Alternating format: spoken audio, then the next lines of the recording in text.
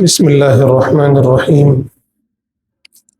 الحمد لله رب العالمين، والصلاة والسلام على سيد المرسلين وعلى آله وأصحابه وأهل بيته أجمعين.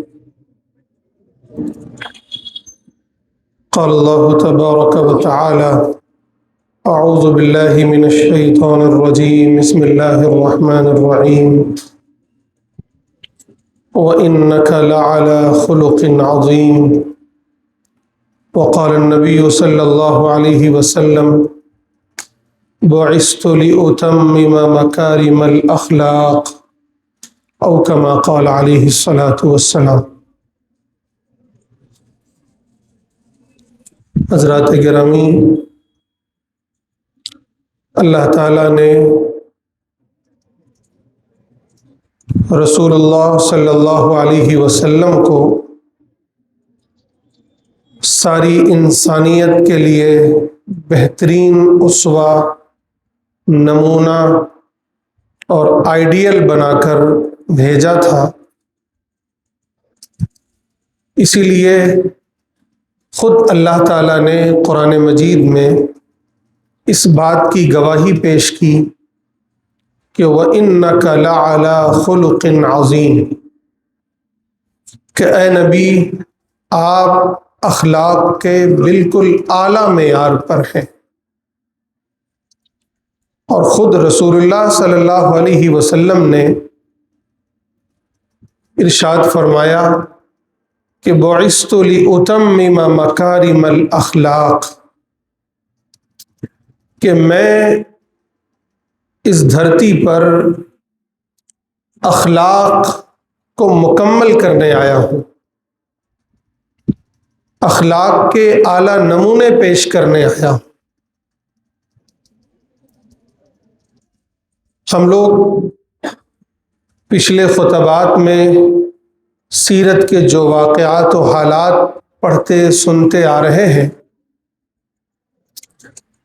اس میں آپ نے رسول اللہ صلی اللہ علیہ وسلم کے یہ اخلاق کا بہترین نمونہ دیکھا، سنا، سمجھا۔ آج رسول اللہ صلی اللہ علیہ وسلم کے اخلاق کا ایک اور عملی پہلو، بہترین نمونہ آپ کے سامنے آئے گا، کیونکہ آج ہمارا جو موضوع ہے وہ ہے غزوہ احزاب کے بعد صلح حدیبیہ سے پہلے تک کے جو حالات مدینے میں خاص طور پر ہوئے، اور اس میں خصوصاً جو منافقین کا کردار رہا ہے، رئیس المنافقین عبداللہ ابن ابی کا جو کردار رہا ہے، اور پھر ان کے جواب میں رسول اللہ صلی اللہ علیہ وسلم کا جو اخلاقی نمونہ ہمارے سامنے آتا ہے، وہ ظاہر ہے ساری انسانیت کے لیے بہترین آئیڈیل اور نمونہ ہے، اور ہمارے اور آپ کے لیے بھی زبردست نمونہ ہے۔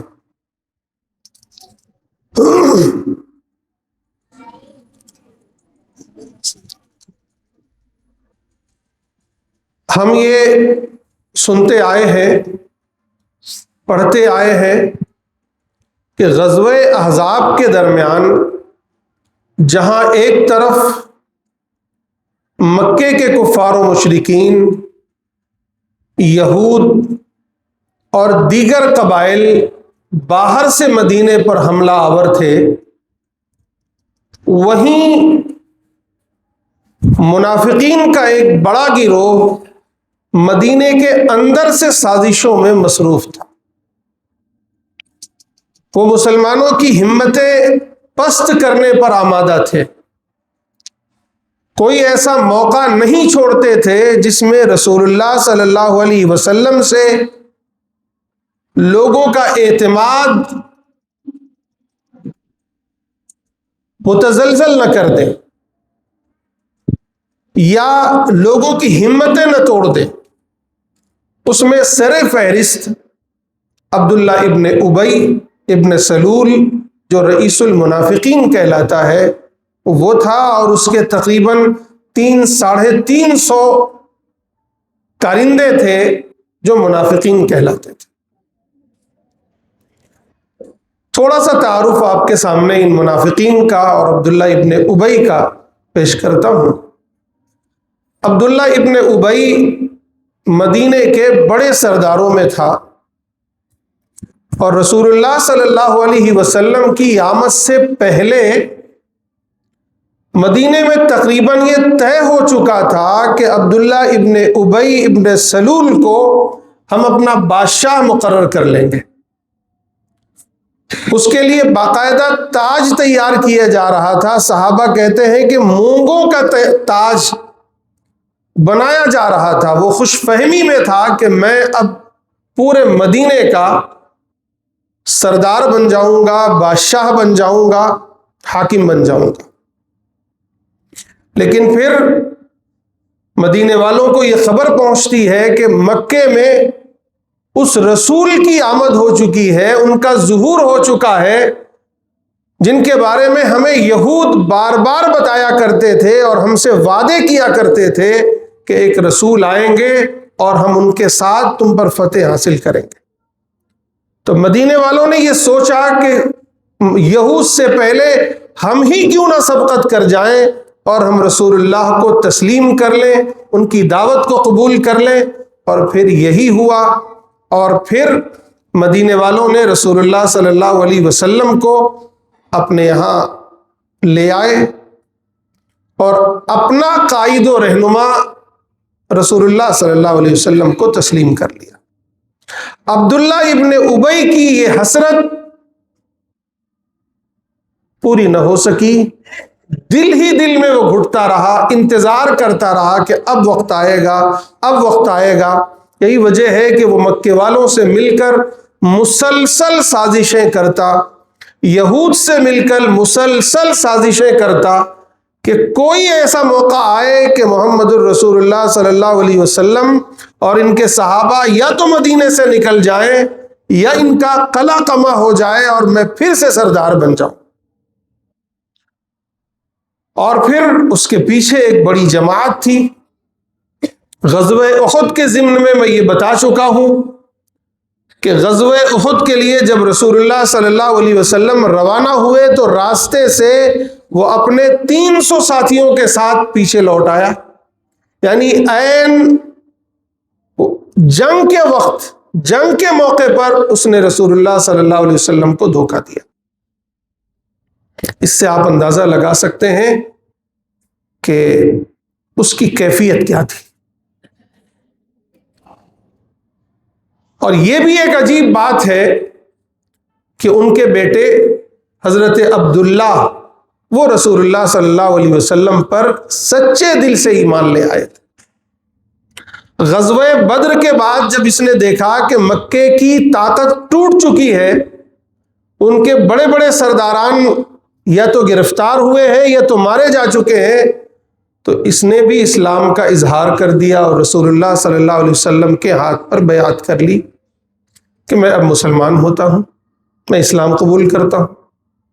لیکن جیسا کہ قرآن نے گواہی دی ہے کہ وَمِنَ النَّاسِ مَن يَقُولُ آمَنَّا بِاللَّهِ وَبِالْيَوْمِ الْآخِرِ وَمَا هُمْ بِمُؤْمِنِينَ يُخَادِعُونَ اللَّهَ وَالَّذِينَ آمَنُوا وَمَا يَخْدَعُونَ إِلَّا أَنفُسَهُمْ وَمَا يَشْعُرُونَ فِي قُلُوبِهِم مَرَضٌ فَزَادَهُمُ اللَّهُ مَرَضًا وَلَهُمْ عَذَابٌ أَلِيمٌ بِمَا كَانُوا يَكْذِبُونَ کہ ان میں سے بہت سے لوگ وہ ہیں جو یہ کہتے ہیں کہ ہم اللہ پر ایمان لے آئے، یوم آخرت پر ایمان لے آئے، لیکن اللہ یہ گواہی دے رہے ہیں کہ یہ مومن نہیں ہے، یہ ایمان نہیں لائے ہیں۔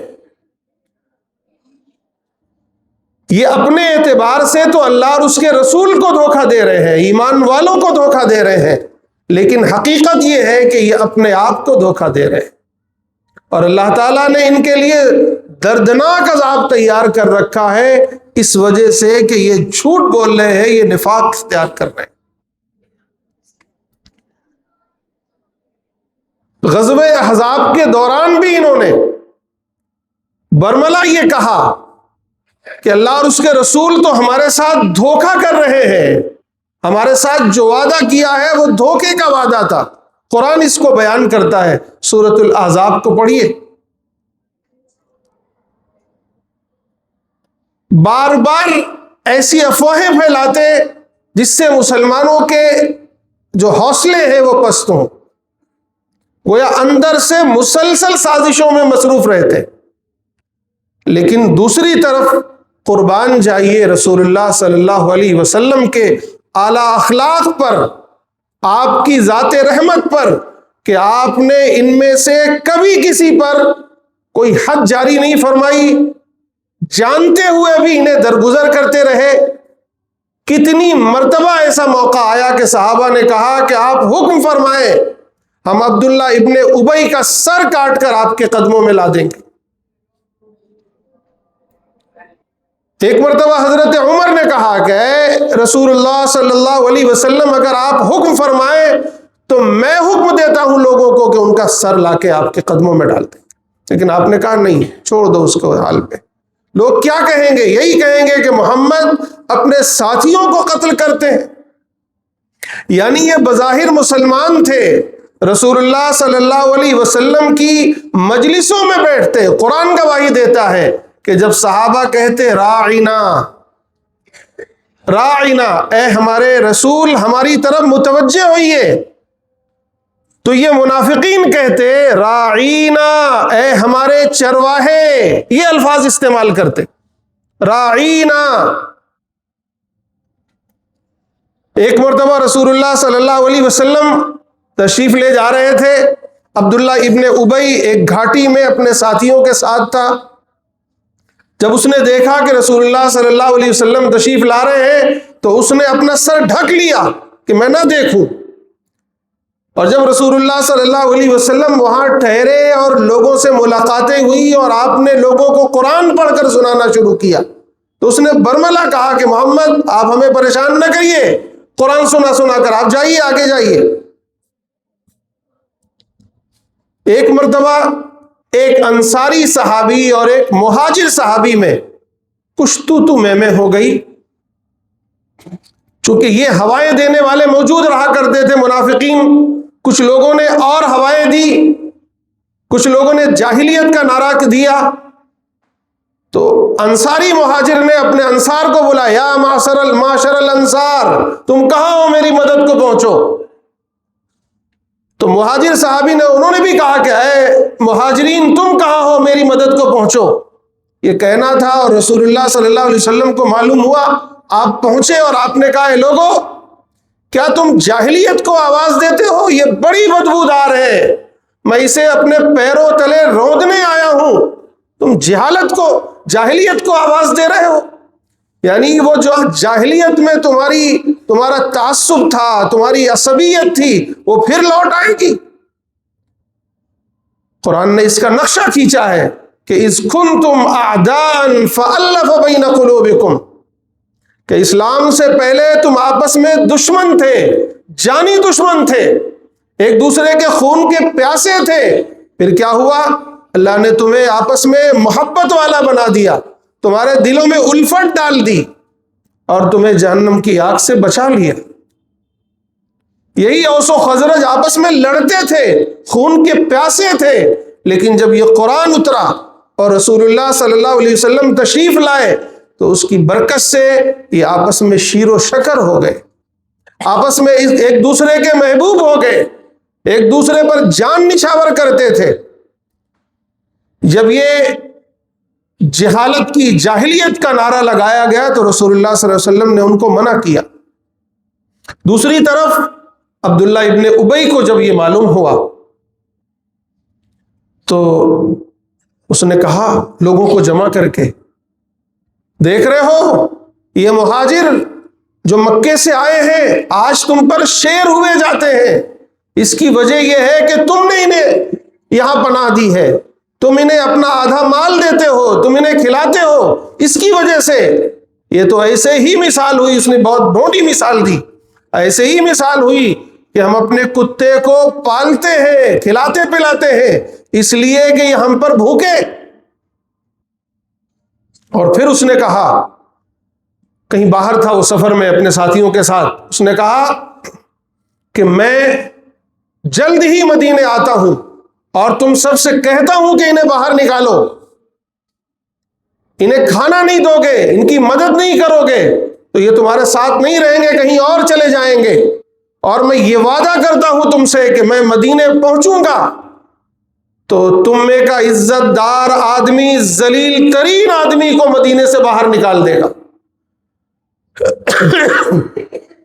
اور یہ اشارہ تھا کہ میں سب سے زیادہ عزت دار ہوں اور رسول اللہ صلی اللہ علیہ وسلم نعوذ باللہ سب سے ذلیل ہے۔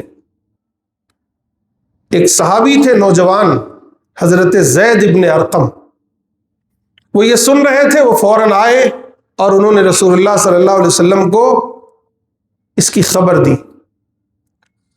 حضرت عمر نے فرمایا کہ اے رسول اللہ صلی اللہ علیہ وسلم، آپ مجھے اجازت دیں کہ میں ابھی ایک صحابی کو کہتا ہوں وہاں سے اس کا سر لا کے آپ کے قدموں میں ڈال دے۔ اللہ کے رسول صلی اللہ علیہ وسلم نے کہا نہیں، چھوڑ دو، کیا لوگ یہی کہیں گے کہ محمد اپنے ساتھیوں کو قتل کرتے؟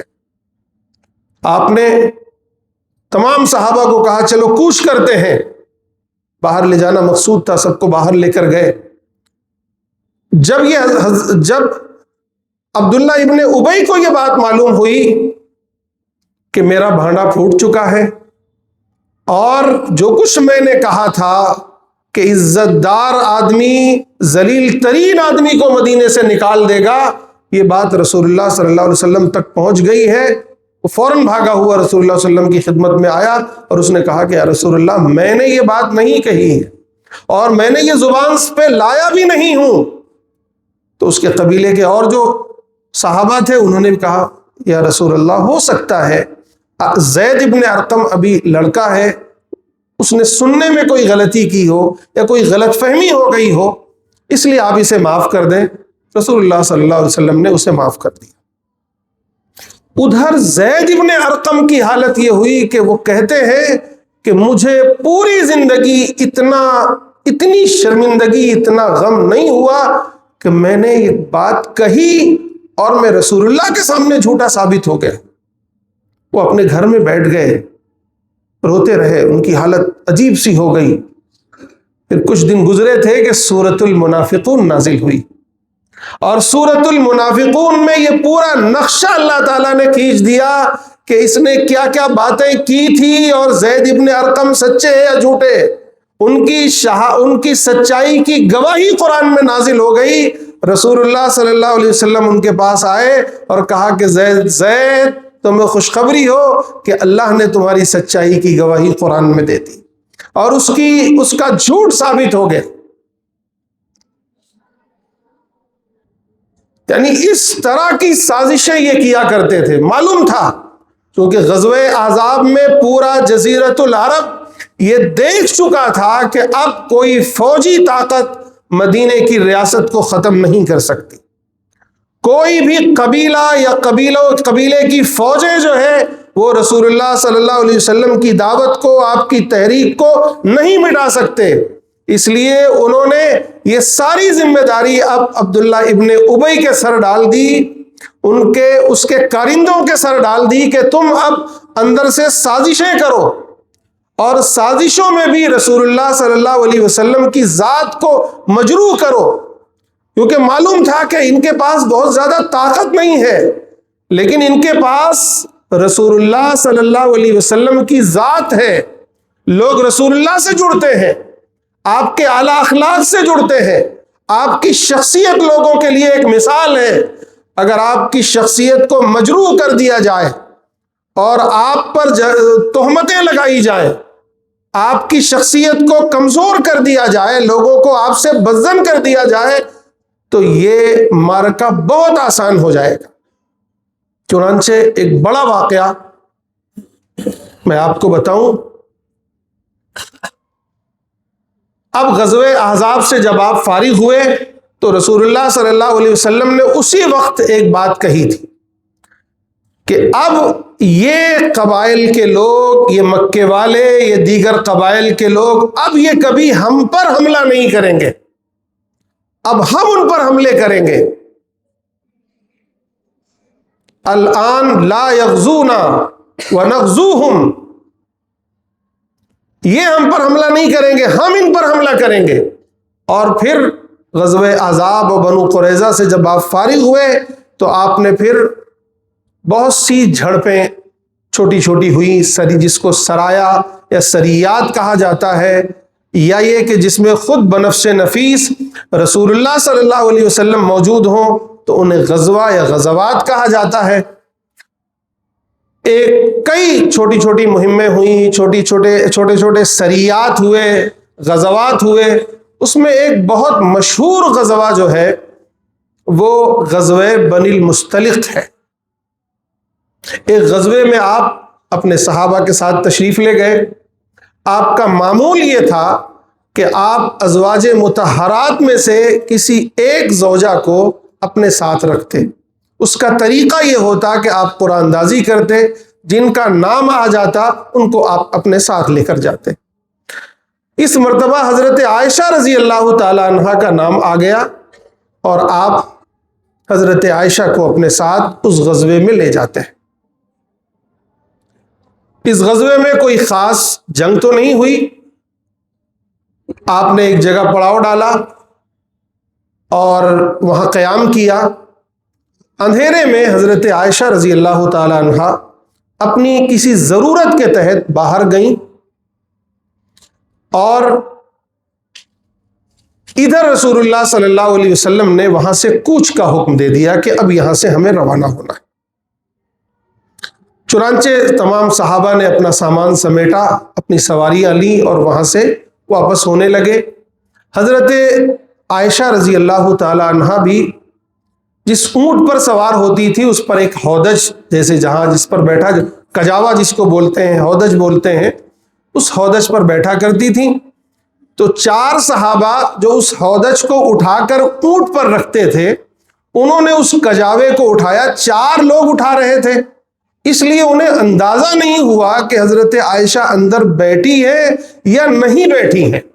انہوں نے کجاوا اٹھا کر اونٹ پر رکھا اور جو صحابی اونٹ کی نکیل پکڑے ہوئے تھے وہ لے کر آگے بڑھ گئے۔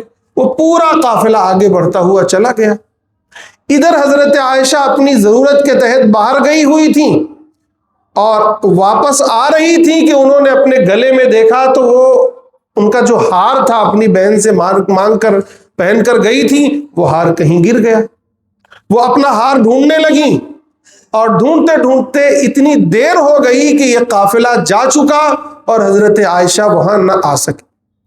جب آپ آئیں تو دیکھا کہ پورا قافلہ جا چکا ہے، خود رسول اللہ صلی اللہ علیہ وسلم یہاں سے جا چکے ہیں، آپ کا کجاوا، آپ کا اونٹ بھی جا چکا ہے۔ اب وہاں بیٹھ کر رونے لگیں، اب کیا کروں؟ بیٹھی ہی تھیں کہ ان کو نیند آ گئی، اور رسول اللہ صلی اللہ علیہ وسلم کا معمول یہ تھا کہ پیچھے سے اپنے 1-2 صحابہ کو ضرور چھوڑ کر رکھتے تھے کہ وہ پیچھے سے آتے ہوئے دیکھتے تھے کہ کوئی سامان تو نہیں چھوٹا ہے، کوئی شخص تو نہیں چھوٹا ہے، میں اس کو ساتھ لے کر جاؤں۔ ایک صحابی پیچھے سے آ رہے تھے، انہوں نے دیکھا کہ حضرت عائشہ بیٹھی ہیں۔ ان کی زبان سے نکلا انا للہ و انا الیہ راجعون، رسول اللہ صلی اللہ علیہ وسلم کی بیوی، بس اتنا نکلا۔ چونکہ وہ پردے کا حکم آنے سے پہلے حضرت عائشہ کو دیکھ چکے تھے، فوراً پہچان گئے۔ انہوں نے اپنے اونٹ لے جا کر کے ان کے سامنے بٹھا دیا، حضرت عائشہ اس پر سوار ہو گئیں اور وہ اپنی نکیل پکڑ کر حضرت رسول اللہ صلی اللہ علیہ وسلم کی خدمت میں پہنچ گئے۔ دوپہر ہونے تک وہاں وہ پہنچ گئے۔ روایتوں میں آتا ہے کہ اس دوران انہوں نے حضرت عائشہ سے ایک بات بھی نہیں کی، صرف اتنا ہی کہا تھا انا للہ و انا الیہ راجعون، حضور صلی اللہ علیہ وسلم کی اہلیہ بیوی، بس اتنا۔ اس کے بعد اب چونکہ اس سفر میں منافقین بھی تھے، عبداللہ ابن ابی بھی تھا، اور ان کا تو پورا مشغلہ ہی یہ تھا کہ رسول اللہ صلی اللہ علیہ وسلم اور صحابہ اور ازواج مطہرات کے بارے میں کوئی نہ کوئی خاص واقعہ ہاتھ آ جائے تو کچھ نہ کچھ اس میں نمک مرچ لگا کر لوگوں کو بھڑکایا جائے۔ اور اس سے پہلے تمہید کے طور پر میں بتا دوں کہ اس سے پہلے ایک یہ واقعہ ہو چکا تھا کہ حضرت زید ابن حارثہ جو آپ کے منہ بولے بیٹے تھے، انہوں نے اپنی بیوی حضرت زینب کو طلاق دے دی تھی۔ جب انہوں نے طلاق دے دی تو اللہ تعالیٰ کے حکم سے رسول اللہ صلی اللہ علیہ وسلم نے ان کی بیوی سے اپنا نکاح کر لیا۔ اب یہاں بھی منافقین کو ایک بہت بڑا واویلا کرنے کا موقع مل گیا۔ ایک تو رسول اللہ صلی اللہ علیہ وسلم کا یہ 5واں نکاح تھا کہ قرآن میں حکم ہے صرف 4 نکاح کرو، رسول اللہ صلی اللہ علیہ وسلم نے یہ 5واں نکاح کیوں کیا؟ اس پر پوری سازش کرنا، واویلا مچانا، رسول اللہ کی ذات کو مجروح کرنا شروع کیا انہوں نے۔ اور دوسری طرف یہ کہ رسول اللہ صلی اللہ علیہ وسلم نے حضرت زید کو جب اپنا بیٹا بنایا ہے تو عربوں میں یہ تھا کہ منہ بولا بیٹا حقیقی بیٹے کی طرح تھا، اس کی بیوی جو ہے وہ اپنے سسر پر بالکل حرام ہوا کرتی تھی۔ تو چونکہ اللہ تعالیٰ کی یہ مصلحت تھی نمبر 1 کہ یہ جو 4 شادیوں کا حکم ہے یہ عام ایمان والوں کے لیے ہے، رسول اللہ صلی اللہ علیہ وسلم کی ذات اس سے مستثنا ہے۔ یہی وجہ ہے کہ پھر آپ نے 11 شادیاں کی ہیں۔ کچھ چیزیں ہیں جو خود رسول اللہ صلی اللہ علیہ وسلم کے لیے ہی خاص تھیں، جائز تھیں، یہ اللہ کی حکمت تھی، اس پر بھی انشاءاللہ کبھی بات ہوگی۔ اور دوسری طرف یہ کہ اللہ تعالیٰ کو یہ رسم توڑنی تھی، اور سورۃ الاحزاب میں آپ پڑھیں گے، موقع ملے تو سورۃ الاحزاب، اس کا ترجمہ، اس کی تفسیر پڑھیے، یہ سارے واقعات کو اس میں بہت تفصیل سے نقل کیا گیا ہے۔ ایک صحابی کا قرآن میں، پورے قرآن میں نام آیا ہے، اور وہ یہی زید ابن حارثہ ہیں جن کی بیوی کو انہوں نے طلاق دے دیا اور پھر ان سے رسول اللہ صلی اللہ علیہ وسلم نے نکاح کیا تھا۔ چونکہ یہ رسم بھی توڑنا تھا، ایک حکم نازل کرنا تھا رسول اللہ صلی اللہ علیہ وسلم کے ذریعے، اس لیے اللہ تعالیٰ کا حکم آیا کہ آپ ان سے نکاح کر لیں۔ آپ نے ان سے نکاح کر لیا۔ منافقین کو یہ موقع ملا کہ اپنی بہو سے نکاح کر لیا اور پھر اس پر طرح طرح کی باتیں بنانی شروع کی، رسول اللہ کی شان میں گستاخیاں اور سازشیں اور بہت سی باتیں کرنی شروع کی۔ آج بھی جو لوگ رسول اللہ کی شان میں گستاخیاں کرتے ہیں، بہت سے ملعونوں نے کتابیں لکھی ہیں، ان میں بھی یہ واقعات نقل کیے جاتے ہیں، یہ انہی منافقین کا گڑا ہوا مسئلہ ہے۔ خیر، تو اب یہ حضرت عائشہ والے مسئلے پر آتے ہیں کہ حضرت عائشہ کو وہ صحابی وہاں سے لیتے ہیں، اپنے اونٹ پر بٹھا کر رسول اللہ صلی اللہ علیہ وسلم کی خدمت میں لے جا کے پیش کر دیتے ہیں۔ منافقین کو یہ ایک موقع زبردست مل گیا کہ اب تو انہوں نے حضرت عائشہ رضی اللہ تعالیٰ عنہ پر بدکاری کی تہمت لگا دی۔ اسے کہتے ہیں واقعہ افک، آپ سیرت کی کتابوں میں پڑھیے، یہ لگا دی۔ اب اس کو اتنی ہوا دی گئی کہ رسول اللہ صلی اللہ علیہ وسلم انتہائی غمزدہ ہو گئے، انتہائی آپ کی طبیعت پر اس کا اثر ہوا، اور ادھر حضرت عائشہ رضی اللہ تعالیٰ عنہ اپنے گھر گئیں تو بیمار ہو گئیں۔ اس سفر سے واپسی پر حضرت عائشہ کو کچھ بھی پتہ نہیں تھا، اور ادھر ان لوگوں نے اتنا واویلا مچایا کہ بہت سے سادہ لوگ مسلمان جو سچے مسلمان تھے ان پر بھی اس کے اثرات ہو گئے، انہوں نے یہ باتیں کہنی شروع کر دی۔ تقریباً 1 مہینے اسی طرح گزرتے رہے، اللہ تعالیٰ کی طرف سے کوئی وحی نہیں نازل ہوئی۔ رسول اللہ صلی اللہ علیہ وسلم انتظار کرتے رہے کہ اب کوئی وحی آئے گی، اب کوئی معاملہ صاف ہوگا۔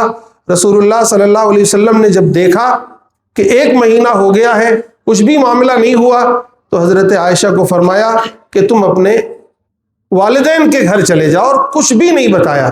اور ادھر حضرت عائشہ چونکہ بیمار ہے، انہیں کچھ پتہ بھی نہیں ہے کہ کیا ہوا ہے، بس اتنی تکلیف ہوتی تھی کہ میں ہمیشہ بیمار ہوتی تو رسول اللہ صلی اللہ علیہ وسلم کی محبت، آپ کا لطف، آپ کی عنایات اور بڑھ جاتی تھیں، آپ اور دیکھ بھال کرتے تھے۔ آپ صلی اللہ علیہ وسلم میرے پاس آتے کیوں نہیں ہیں؟ کیا ماجرا ہو گیا ہے؟ خیر، اسی دوران ایک دن انہیں ایک بی بی نے انہیں بتا دیا کہ یہ اصل میں ماجرا ہوا ہے، اس کی وجہ سے۔ اب حضرت عائشہ کو یہ سننا تھا تو ان کی پاؤں تلے تو زمین کھسک گئی، یہ کیا ہو گیا؟ اور ادھر تمام صحابہ کی کیفیت، خود رسول اللہ صلی اللہ علیہ وسلم کی کیفیت، صحابہ سے مشورہ کر رہے تھے کہ یا رسول اللہ، صحابہ مجھے بتاؤ کہ کیا کریں۔ حضرت علی نے تو یہاں تک مشورہ دے دیا کہ آپ انہیں چھوڑ دیں، کسی اور سے نکاح کر لیں۔ حضرت عمر نے بہت سخت بات کہی۔ حضرت عمر نے کہا یا رسول اللہ آپ یہ بتائیں کہ حضرت عائشہ سے نکاح کیا اللہ کے حکم پر ہوا تھا؟ اگر اللہ کے حکم پر ہوا تھا تو پھر یاد رکھیے کہ رسول اللہ صلی اللہ علیہ وسلم آپ کی زوجیت میں اللہ تعالیٰ کسی بدکار عورت کو نہیں دے سکتے۔ رسول اللہ صلی اللہ علیہ وسلم نے کہا کہ یقیناً میرا نکاح اللہ کے حکم پر ہوا تھا عائشہ سے، اس لیے کچھ اور بہت سے صحابہ نے یہ مشورہ دیا کہ نہیں، آپ ابھی انتظار کریں، اللہ تعالیٰ کی طرف سے کوئی حکم آ جائے۔ خیر 1 مہینہ گزر گیا تو حضور صلی اللہ علیہ وسلم حضرت عائشہ کے والدین کے گھر، حضرت ابوبکر کے گھر گئے۔ حضرت عائشہ سے مخاطب کیا کہ عائشہ آج میں تمہارے سامنے ایک مسئلہ واضح کرتا ہوں۔ تھوڑا سا خطبہ پڑھا جس میں شہادتین پڑھی، اس کے بعد فرمایا کہ دیکھو ہمیں یہ معلوم ہوا ہے ایسے ایسے، اگر تم بری ہو تو آج ہمیں بتا دو کہ تم بری ہو، اور مجھے امید ہے کہ اللہ تعالیٰ تمہاری برات کا قرآن میں اعلان بھی فرما دیں گے، اور اگر تم سے کوئی غلطی سرزد ہو گئی ہے تو پھر اللہ سے توبہ کرو، اللہ تمہیں معاف کر دیں گے۔ اب ظاہر ہے کہ حضرت عائشہ حضور صلی اللہ علیہ وسلم کی سب سے لاڈلی زوجہ اور ابھی کمسن حضرت عائشہ نے فرمایا، حضرت عائشہ نے اپنے والدین کی طرف اشارہ کیا کہ آپ ذرا بتائیں رسول اللہ صلی اللہ علیہ وسلم کو کوئی جواب دے۔ اب حضرت ابوبکر سے کیا بنے کہ میں رسول اللہ کے سامنے کیا کہوں؟ ان کی والدہ بھی کچھ نہ بول سکیں، تو حضرت عائشہ نے ہمت کر کے اتنی بات کی کہ یا رسول اللہ اب یہ بات اتنی پھیل چکی ہے اور آپ حضرات اتنا اس کو سن چکے ہیں کہ مجھے لگتا ہے کہ آپ لوگوں کو یقین ہو گیا ہے کہ میں اس میں گنہگار ہوں۔ اگر میں گنہگار ہوں اور اللہ جانتا ہے کہ میں گنہگار نہیں ہوں تو یہ بات بھی اللہ تعالیٰ واضح فرما دیں گے، اور اگر میں بری ہوں اور اللہ جانتا ہے کہ میں بری ہوں تو یقیناً اللہ تعالیٰ میری برات پر کوئی نہ کوئی آیت ضرور اتاریں گے۔ خیر یہ کہنا تھا، وہیں بیٹھے اسی مجلس میں رسول اللہ صلی اللہ علیہ وسلم پر وحی کا نزول شروع ہوا۔ آپ تھوڑی دیر خاموش رہے، وحی کی ایک خاص کیفیت ہوتی تھی۔ جب وحی مکمل ہو گئی تو رسول اللہ صلی اللہ علیہ وسلم مسکرائے اور فرمایا عائشہ مبارک ہو، خوشخبری ہو کہ اللہ نے تمہاری براءت پر قرآن کی آیتیں نازل فرما دیں، سورہ نور کی آیتیں نازل ہوئی۔ اب حضرت عائشہ کی والدہ نے کہا عائشہ اٹھو، رسول اللہ کا شکر ادا کرو۔ اب یہاں حضرت عائشہ چونکہ بہت نازوں میں پلی تھی، رسول اللہ کی بھی سب سے پیاری زوجہ تھیں، تو اور یہ بھروسہ بھی تھا کہ رسول اللہ کو مجھ پر اعتماد ہے، اور اللہ نے جب قرآن میں برات کا اظہار کر دیا ہے تو ظاہر ہے کہ ان کی خوشی کا کیا عالم ہوگا۔ جب ان کی والدہ نے کہا کہ رسول اللہ کا شکر ادا کرو، آگے بڑھو، تو انہوں نے بڑے ناز انداز میں کہا کہ میں ان کا شکر ادا کیوں کروں، میں تو اللہ کا شکر ادا کروں۔ یعنی یہ ظاہر ہے کہ رسول اللہ سے محبت کا ایک اظہار تھا کہ میں اللہ کا شکر ادا کرتی ہوں۔ اور اس کے بعد پھر وہ قرآن کی آیتیں رسول اللہ صلی اللہ علیہ وسلم نے حضرت عائشہ کو سنائیں اور پھر سب کو سنائیں۔ پھر یہ 1 مہینے کی عجیب و غریب کیفیت مدینے کی، اور منافقین خوش تھے کہ ہم تو اپنی سازش میں کامیاب ہو گئے، لیکن جب یہ برات کی آیتیں نازل ہوئیں تو پورے مدینے میں خوشی کی لہر دوڑ گئی، صحابہ خوش ہو گئے۔ 3 مخلص صحابی بھی اس میں شامل ہو گئے تھے افواہ پھیلانے میں، ان پر باقاعدہ 80 کوڑے مارے گئے، یعنی قذف کی جو حد ہوتی ہے اسلام میں وہ نافذ کی گئی، لیکن عبداللہ ابن ابی پھر بھی بچ نکلا۔ اور شاید اس کی وجہ یہ ہو کہ اللہ تعالیٰ نے اس کے لیے آخرت کا سخت ترین عذاب رکھا تھا، اس لیے دنیا میں اسے عذاب نہیں دیا کہ اگر یہاں عذاب مل جائے گا، یہاں سزا مل جائے گی تو آخرت کی عذاب میں کچھ نہ کچھ تخفیف ہو جائے گی۔ خیر یہ واقعہ ہوا، اور اس واقعے کے بعد یہ سورہ نور مکمل طور پر نازل ہوئی۔ اس میں اللہ تعالیٰ نے زنا کی حد نازل فرمائی، پھر حد قذف نازل فرمائی کہ اس طرح پاک دامن عورتوں پر جو لوگ تہمت لگائیں انہیں 80 کوڑے مارے جائیں، اور وہ 3 صحابہ پر 80 کوڑے مارے گئے۔ لیکن یہ واقعہ تھا کہ منافقین کا زور اب ٹوٹ گیا۔ عبداللہ ابن سلول بری طرح رسوا ہوا، ذلیل ہوا۔ اب اس کے قبیلے اور اس کے ساتھی بھی جب کبھی یہ کوئی سازش کرتا، کوئی بات بناتا تو اسے تھو تھو کرتے، اس پر برا بھلا کہتے۔ ایک مرتبہ جی یہ کیفیت رسول اللہ صلی اللہ علیہ وسلم نے دیکھی تو حضرت عمر کو کہا، عمر یاد ہے تم نے کہا تھا کہ میں اس کی گردن اتار دوں، میں اس کو مار دوں۔ اگر اس وقت اسے مار دیا جاتا تو لوگ کیا کہتے کہ محمد رسول اللہ اپنے ساتھیوں کو مارتے ہیں۔ آج اس کے ساتھی خود اسے ذلیل و رسوا کرتے ہیں۔ آج اس کا کوئی مقام، جبکہ اس کا مقام یہ تھا کہ شروع میں رسول اللہ صلی اللہ علیہ وسلم کا جو ممبر ہوتا مسجد نبوی میں، ساتھ میں اس کی بھی ایک جگہ بنائی جاتی اور وہ رسول اللہ کی تائید کے لیے کھڑا ہوتا، یعنی اتنا مقام تھا اس کا۔ لیکن اتنا ذلیل و رسوا ہوا کہ پھر اس کے بعد وہ نہیں ابھر سکا۔ خود اس کا بیٹا حضرت عبداللہ جو مخلص صحابی ہیں، انہوں نے ایک مرتبہ رسول اللہ صلی اللہ علیہ وسلم سے فرمایا، بلکہ اسی واقعے کے بعد مدینے کے باہر تلوار لے کر کھڑے ہو گئے اور کہا کہ تم میرے باپ ہو، میں تمہارا احترام ضرور کرتا ہوں، لیکن رسول اللہ سے بڑھ کر تمہارا احترام نہیں ہے۔ اگر آج رسول اللہ تمہیں اجازت دیں گے مدینے میں جانے کی تبھی تم اندر جا سکتے ہو، ورنہ میں تمہاری گردن یہیں مار دوں گا۔ اپنے باپ کو، وہ جو مدینے میں سب سے سپر پاور رکھتا تھا، اس کو خود رسول اللہ صلی اللہ علیہ وسلم سے ایک مرتبہ آ کر کے عبداللہ نے کہا کہ رسول اللہ اگر آپ حکم کریں، اگر آپ چاہتے ہیں، آپ کی منشا یہ ہے کہ عبداللہ ابن ابی یعنی میرے باپ کی گردن ماری جائے، اسے قتل کیا جائے، تو آپ ادھر ادھر نہ دیکھیے، مجھے حکم کیجئے، میں جاؤں گا اس کی گردن لا کے آپ کے قدموں میں ڈالوں گا۔ لیکن رسول اللہ صلی اللہ علیہ وسلم نے کہا نہیں، اسے معاف کر دو۔ اور پھر آگے بھی اس کے ساتھ جب اس کا انتقال ہوا ہے تو اس کے بیٹے آئے، یا رسول اللہ اگر آپ اپنا کرتا عنایت فرما دیں میرے باپ کے لیے، ہو سکتا ہے اس کی برکت سے اس کی مغفرت ہو جائے۔ رسول اللہ صلی اللہ علیہ وسلم نے اپنا کرتا اسے عنایت فرما دیا۔ انہوں نے درخواست کی، یا رسول اللہ اگر آپ چاہیں تو اس کی نماز جنازہ پڑھ دیں۔ رسول اللہ صلی اللہ علیہ وسلم نماز جنازہ پڑھاتے ہیں، اس کے لیے دعائیں مغفرت کرتے ہیں۔ حضرت عمر بار بار کہتے ہیں، یا رسول اللہ کیا یہ منافق نہیں تھا؟